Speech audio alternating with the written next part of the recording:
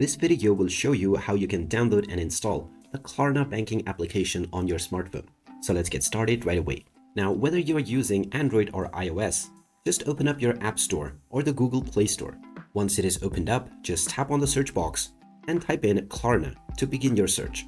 Once you have found the Klarna application, just tap on it and then tap on the install button. This will begin your download and installation of the application on your device. If you see the auto open when ready option, you can toggle it on so that the application launches automatically once the installation is completed.